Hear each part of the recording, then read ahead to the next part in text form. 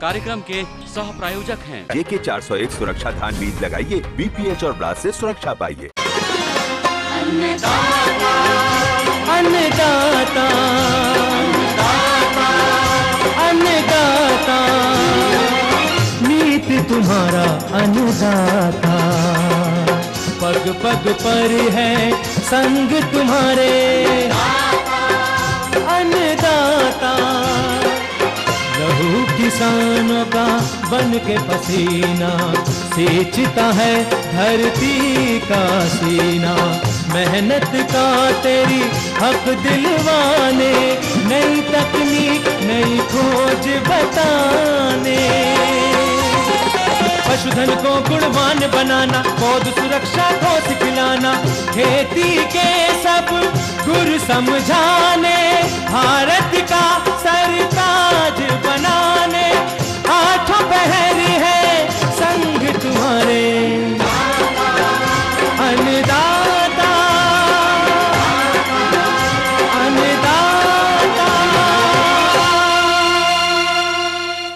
नमस्कार, मैं हूं आपके साथ मोनिका सिंह और आप सभी दर्शकों का अन्नदाता कार्यक्रम में स्वागत करती हूं। हर रोज की तरह हम लेकर आते हैं खेती बाड़ी से जुड़ी हुई बहुत सी लाभकारी जानकारियां। तो चलिए सबसे पहले देखते हैं क्या है विशेष आपके लिए आज के कार्यक्रम में।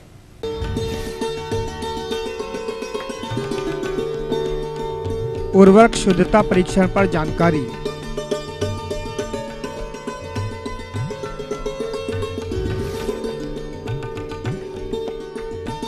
मिर्च की फसल में किए जाने वाले समसामयिक कार्य।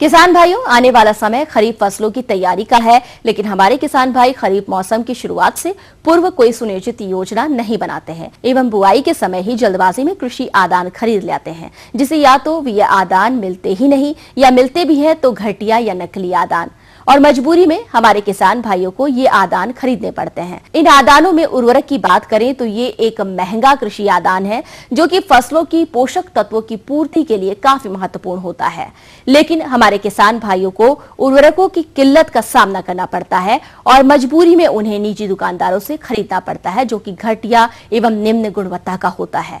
तो किसान भाइयों, बाजार से उर्वरक खरीदते समय उनकी शुद्धता की पहचान स्वयं अपने स्तर पर कैसे करें, इस संबंध में विस्तार से जानकारी के लिए देखिए कार्यक्रम की ये विशेष प्रस्तुति।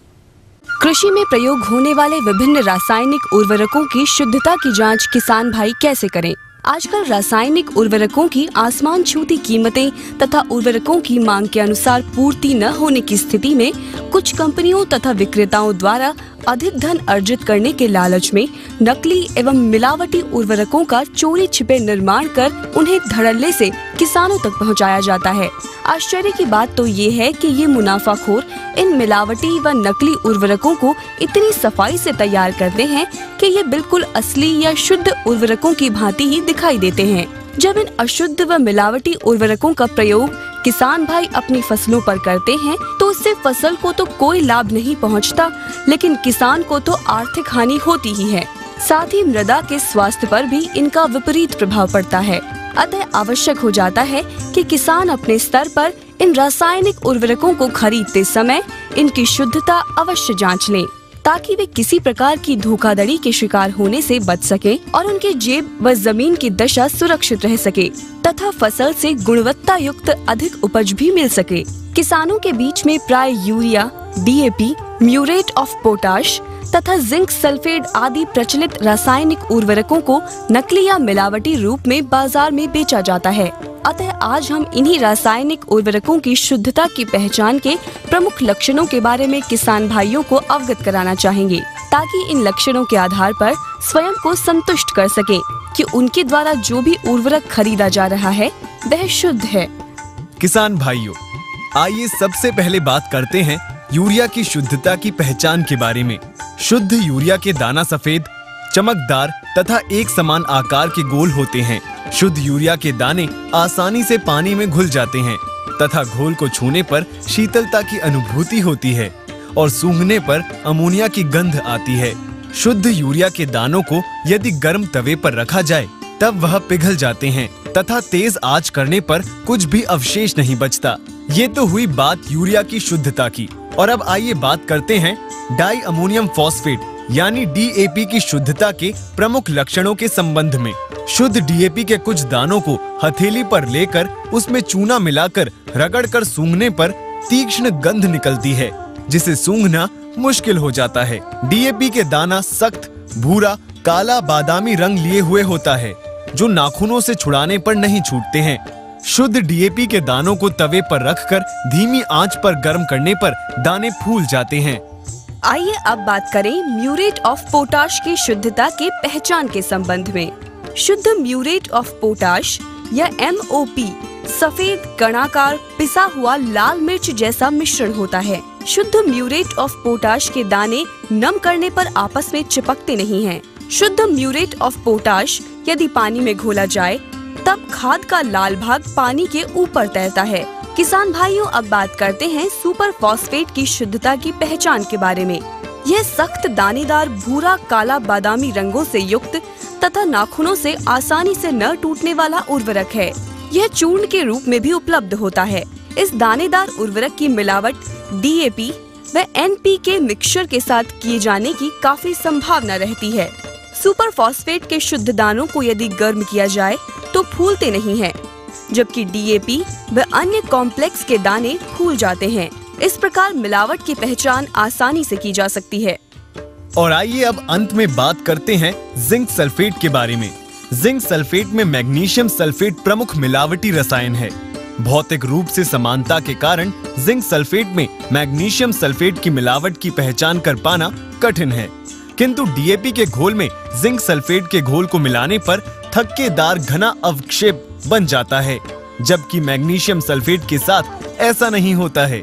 जिंक सल्फेट के घोल में पतला कास्टिक का घोल मिलाने पर सफेद मटमैला मांड जैसा अवक्षेप बनता है, जिसमें गाढ़ा कास्टिक का घोल मिलाने पर अवक्षेप पूर्णतया घुल जाता है। यदि जिंक सल्फेट की जगह मैग्नीशियम सल्फेट है तो अवक्षेप नहीं घुलेगा। किसान भाइयों, उपरोक्त लक्षणों के आधार पर आप असली व नकली उर्वरकों की पहचान स्वयं कर सकते हैं और नकली उर्वरकों द्वारा होने वाली हानि से बच सकते हैं। और मिलावट की पुष्टि हो जाने की दशा में आप ऐसे मुनाफाखोर विक्रेता एवं कंपनी की शिकायत संबंधित जनपद के जिला कृषि अधिकारी से कर सकते हैं और उपभोक्ता फोरम के माध्यम से उनके खिलाफ उचित कानूनी कार्रवाई कर सकते हैं।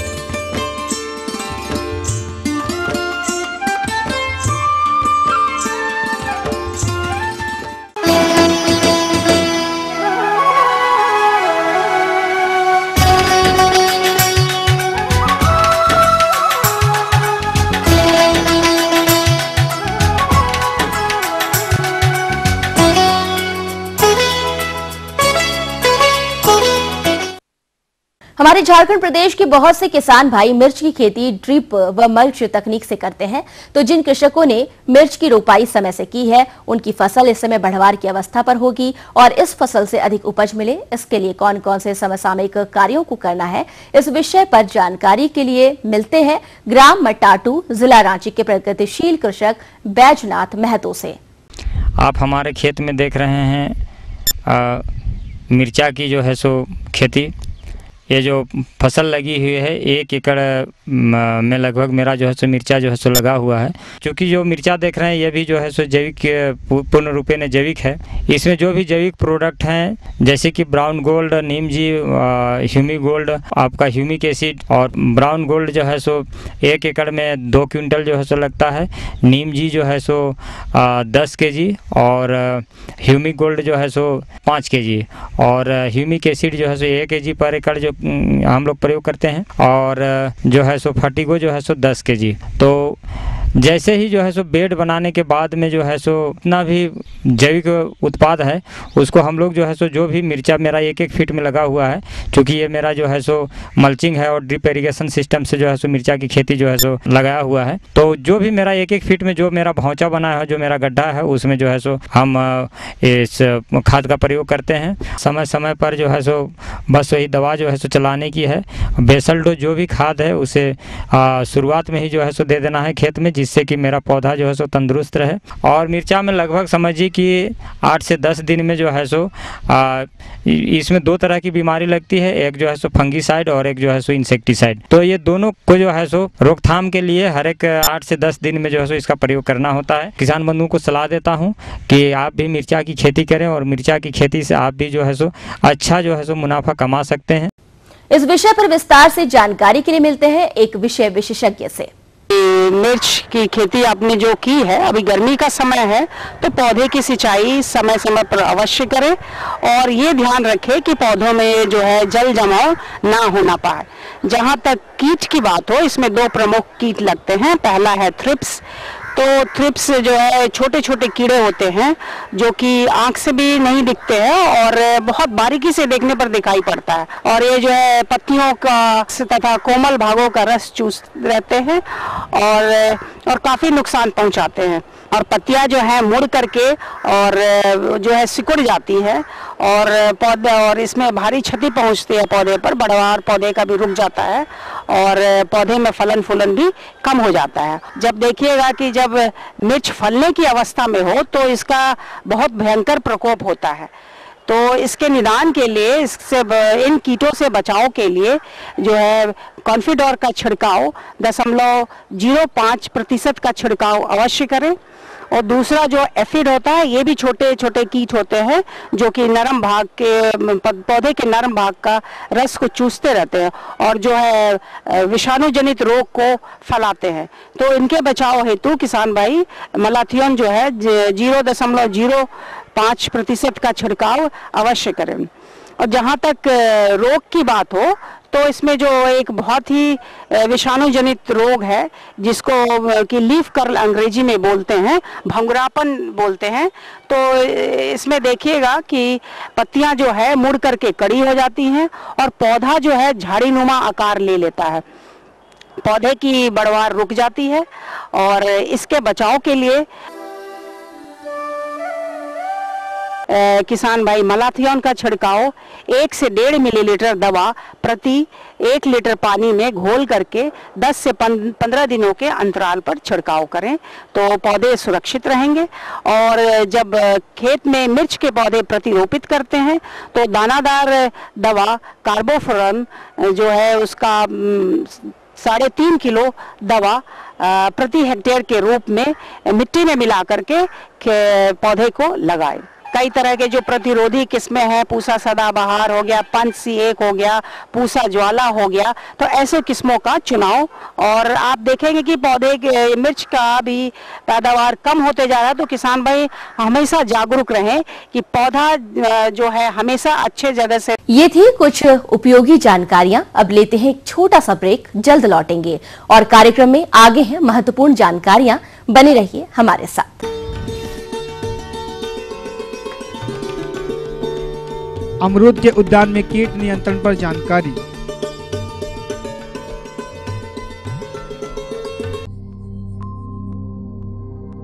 मैं हर पल हर जगह हूँ। जब भी समय ने ली करवट मैं वहीं था। आने वाली सरकार जब भी कोई दौर गुजरा है मैं वहीं था। आंखों में किसी के गम थे, चाहे चेहरों पर किसी के खुशी, तब भी मैं वहीं था। कैसे भी हालात रहे हों, बिना खौफ हम डटे रहे। मैं हर पल हर खबर में हूं, पूरी सच्चाई और लगन के साथ। ईटीवी न्यूज, खबर ही जीवन है। जब मॉडर्न होगा मोबाइल तो कैसे ना हो मॉडर्न स्टाइल।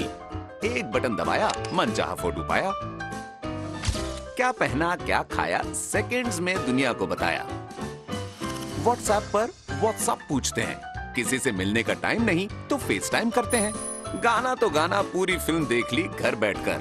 दिन के 24 घंटे में 25 काम करते हैं मोबाइल पर, लेकिन सारा स्टाइल फुस, फौरन फुस। अगर नहीं है अपने शहर की खबर, मिटाओ अपने शहर से कम्युनिकेशन गैप, डाउनलोड करो न्यूज 18 का मोबाइल ऐप। मोबाइल पर न्यूज 18 मतलब स्टाइल एकदम बेहतरीन।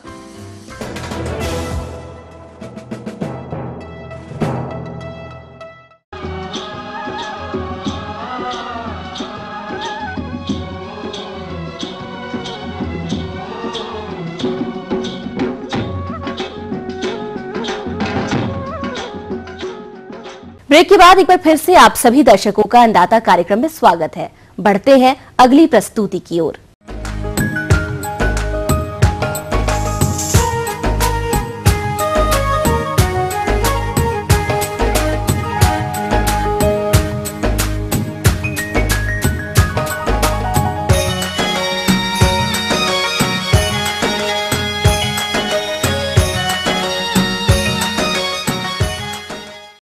आजकल अमरूद के बाग में बरसात सीजन के लिए पौधों में कलियां बन रही हैं और इसके बाद फल लगेंगे। इसी समय पौधों पर अनेक कीटों का प्रकोप होता है, जिसके कारण अमरूद के बाग में टहनियों, पत्तों एवं फलों को काफी क्षति होती है। यदि इन कीटों का समय से नियंत्रण न किया जाए तो अमरूद की बागवानी में 50 से 60% तक की हानि होती है। अतः इस हानि से बचने हेतु किन किन तकनीकी बिंदुओं को अपनाएं, इसकी जानकारी दे रहे हैं एक विषय विशेषज्ञ।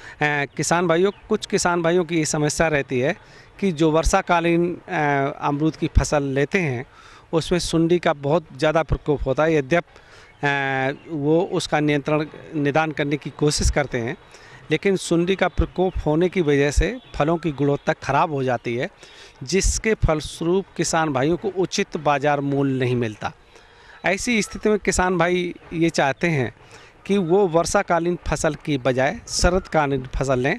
शरदकालीन फसल में अमरूद के फलों की गुणवत्ता अच्छी होती है, साथ ही उचित बाज़ार मूल्य भी अच्छा मिलता है। ऐसी स्थिति में किसान भाई जो वर्षाकालीन अमरूद है उसमें कैसे नियंत्रित करें कि वर्षाकालीन फलत ना आए तथा शरदकालीन फलत ज़्यादा आए। तो इसके लिए हम किसान भाइयों आज जानकारी दे रहे हैं वर्षाकालीन जो अमरूद की फसल में बाहर नियंत्रण जो या फलत नियंत्रण कहते हैं, कैसे करें कि इस समय अमरूद की फसल में फली बढ़ आ रही है। ये देखने से ये देखो, ये बढ़ आ रही है, इस तरह से बढ़ है जो कि अब इस समय खिल जाएगी और इसी से ही फल का निर्माण होगा। तो इस समय किसान भाइयों आप इसकी फलत का नियंत्रण कर सकते हैं। फलत का नियंत्रण करने के लिए 3 उपाय कर सकते हैं। नंबर 1, इस समय यदि हम अमरूद के बाग में 10% यूरिया का घोल बनाकर छिड़काव कर दें तो ये जो फली बन रही हैं, बड बनी हैं और ये जो फूल आएंगे ये सब के सब झड़ जाएंगे, यहाँ तक कि कुछ पत्ते भी प्रभावित होंगे। उसके बाद आप जब फूल झड़ जाएं उसके बाद आप सिंचाई करके अपने बाग की देख रेख रखें। दूसरा, किसान भाइयों यदि संभव हो तो आप देख रहे होंगे कि अमरूद में जो अग्र भाग पे जो नई फुटाव है उस पे ही फल बनते हैं, जिसमें देखें सभी में यदि हम इसको 15 से 20 सेंटीमीटर इस तरह से इसकी प्रूनिंग कर दें तो ये फल वाली शाखाएं नीचे आ जाएंगी। इसके बाद पौधे में दोबारा ये ग्रोथ होगी और आपको जो वर्षाकालीन फसल कम आएगी और शरदकालीन फसल बढ़ जाएगी। तीसरा उपाय ये करें कि इस समय जब आप 1 महीने के लिए इस सिंचाई बंद कर दें। सिंचाई बंद करने से क्या होगा, जो अमरूद में जो कली खिलती है उसके बाद फल बनता है, फल का पूरा विकास नहीं होगा और फल पानी के अभाव में पौधे की ग्रोथ रुकेगी और फल झड़ जाएंगे। किसान भाइयों, जो ये प्रूनिंग की बात है, ये इस समय बड बन चुकी है, फूल खिलेगा। फूल खिलने से, फल बनने से पहले यदि हम इसे 10 मई से पहले इसे काट दें तो हमारा बहुत लाभप्रद रहेगा।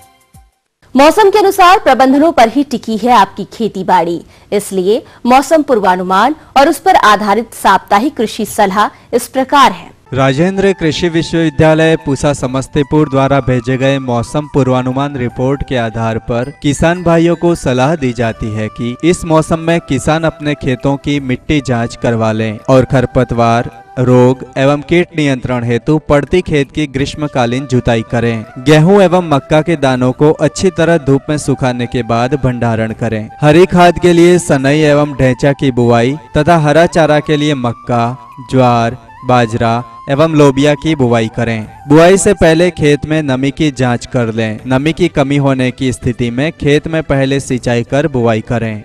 ओल की रोपाई 75 से 75 सेंटीमीटर की दूरी पर करें। रोपाई हेतु आधा किलोग्राम के कंद का व्यवहार करें।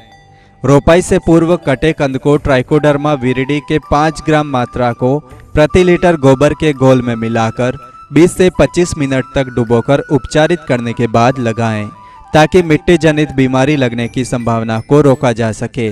गर्मी वाली सब्जियां जैसे भिंडी, नेनुआ, करेला, लौकी और खीरा की फसल में आवश्यकता अनुसार निकाई गुड़ाई एवं सिंचाई करें। खीरा वर्गीय फसलों में चूर्णिल फफूंदी नामक बीमारी से बचाव के लिए 0.06% कैराथेन नामक दवा का छिड़काव करें। लतर वाली सब्जियों जैसे नेनुआ, करेला, लौकी और खीरा में लाल भृंग कीट से बचाव हेतु डाइक्लोरवॉस 76 EC 1 मिलीलीटर दवा प्रति लीटर पानी की दर से छिड़काव करें। भिंडी की फसल में माइट कीट की निगरानी करते रहें। प्रकोप दिखाई देने पर इथियोन 1.5 से 2 मिलीलीटर प्रति लीटर पानी की दर से छिड़काव करें। आम और लीची में कीट के प्रकोप से बचाव हेतु 1 मिलीलीटर कॉन्फिडोर प्रति लीटर पानी में मिलाकर छिड़काव करें। लीची के बगीचों में नमी बनाए रखें। इसके लिए सिंचाई की व्यवस्था की जाए। तापमान के बढ़ने की संभावना को देखते हुए अपने पशुओं को छायादार सुरक्षित स्थानों पर रखें। दुधारू पशुओं के खाने में प्रोटीन की मात्रा बढ़ा दें तथा नियमित रूप से दाने के साथ कैल्शियम भी खिलाएं। पशुओं को अधिक मात्रा में स्वच्छ पानी पिलाएं। अन्नदाता हेल्पलाइन निःशुल्क फोन संपर्क सेवा के माध्यम से आपके द्वारा पूछे गए प्रश्नों में से 1 या 2 महत्वपूर्ण प्रश्नों को हम अपने कार्यक्रम में शामिल करते हैं। इसी के तहत आज का चयनित प्रश्न और उसका जवाब इस प्रकार है।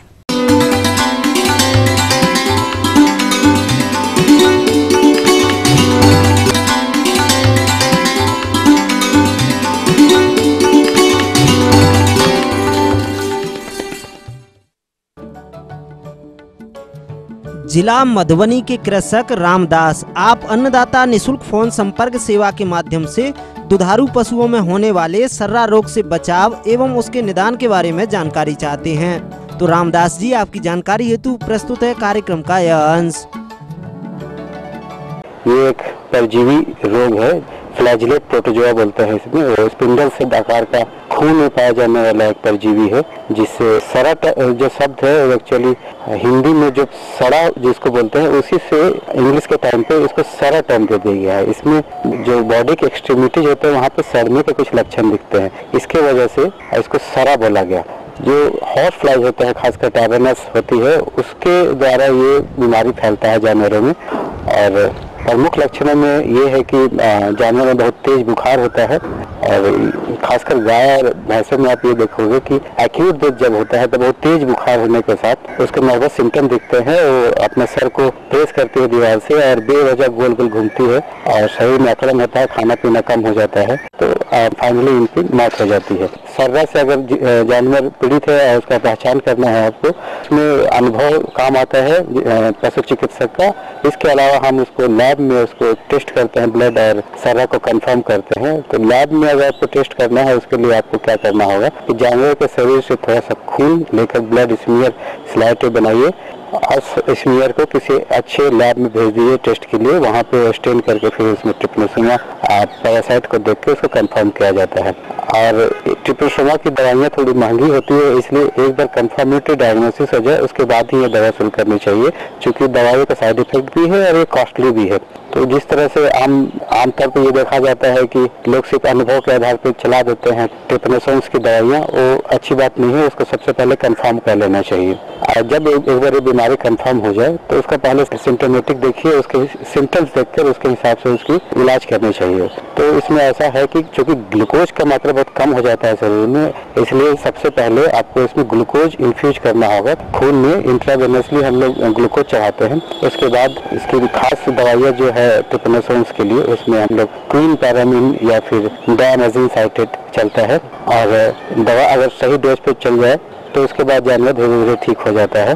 तो इसमें ये देखेंगे कि जानवर का जो आहार है वो सही मात्रा में होता है, उसके बाद भी उसके शरीर धीरे धीरे कमजोर होता चला जाता है। क्योंकि पैरासाइट क्या करता है कि जो खून की जो रक्त कोशिकाएं होती हैं उसको तोड़ता है, उसके वजह से धीरे धीरे एनीमिया हो जाता है शरीर में। पेशाब जो होती है उससे खून आ सकता है और पेशाब लाल कलर का दिख सकता है। तो इस तरह से आप इसके लक्षण देखकर एक बार को अनुमान लगा सकते हैं कि ट्रिपनोसोम्स है। सर्रा जो कि ट्रिपनोसोम्स नाम के पैरासाइट से होता है, उसके बचाव के लिए आपको ये करना है कि ये जो हॉर्स फ्लाइज हैं जैसे टेबेनस है, स्टोमैक्सिस है, उनको अपने फार्म पे आने से रोकना है। ये किसी ऐसा इन्फेक्शन नहीं है जो खाने से हो रहा है या पीने से या सांस लेने से जानवर के शरीर में जा रहा है। तो आपको सिर्फ ये करना है कि जो फ्लाइज होते हैं इसके कैरियर्स होते हैं। किसी संक्रमित पशु को काटने के बाद जब ये मक्खी किसी सही जानवर को जब काट लेते हैं तो उसमें अपने पैरासाइट को डाल देते हैं। तो बचाव में ये करना है कि जो सारे सेट्स हैं जहाँ पे आप जानवर रखते हैं वहाँ पे ऐसे मक्खियों का आना जाना बंद हो, और इसके लिए प्रॉपर डिसइंफेक्टेंट और एंटीसेप्टिक का एप्लीकेशन कीजिए अपने फार्म पे, ताकि मक्खियाँ पले नहीं और प्रेमिसेस में आए नहीं।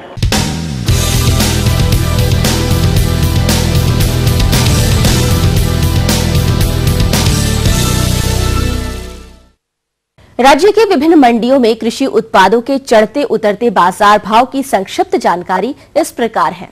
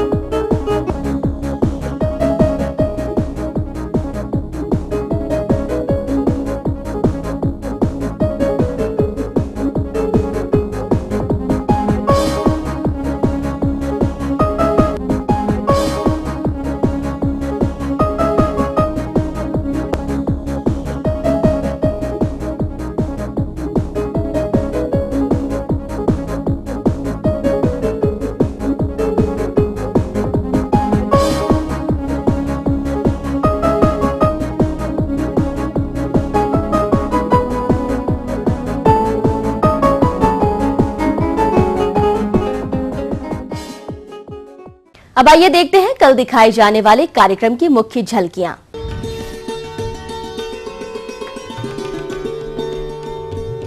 गन्ना की फसल में कीट नियंत्रण,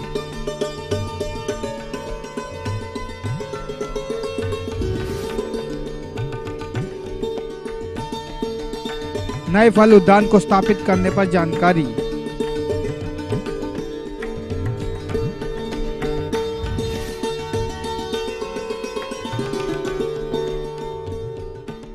हम ये उम्मीद करते हैं कि आज का कार्यक्रम आप सभी दर्शकों के लिए उपयोगी रहा होगा।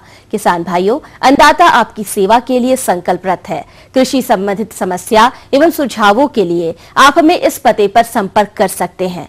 प्रोड्यूसर अन्नदाता ETV Bihar Jharkhand, Ramoji film city Hyderabad 501512। साथ ही आप हमें ईमेल भी कर सकते हैं। हमारा ईमेल है anndatabihar@etv.co.in।